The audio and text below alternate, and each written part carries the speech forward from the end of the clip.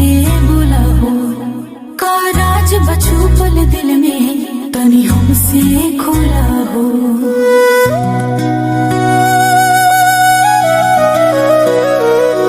कुछ कहल चाहा तारा तो हमसे बोला हो, का राज बछुपल दिल में तनी हमसे खोला हो। सुनेला बात हमार मान हारी,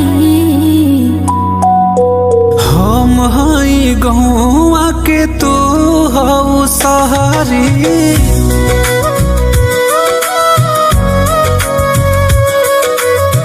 देख के निकले तोहके फीलिंग बहरी, तोहर नीला नीला आँख करे प्यारे वाली बात जन तोहरी तोहरी।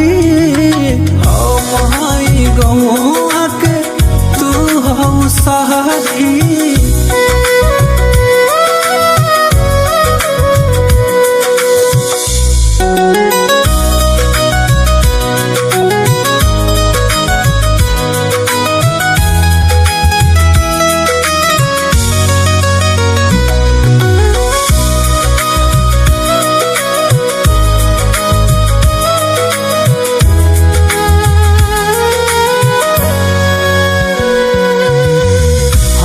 के तकल काऊ कान में बोलल का दिल धड़कावे मोर हो।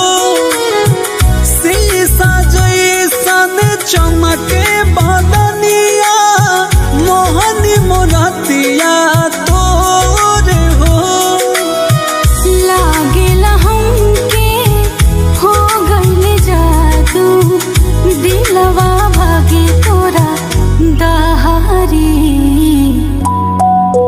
हम हई गौआ के तू हऊ सहारी।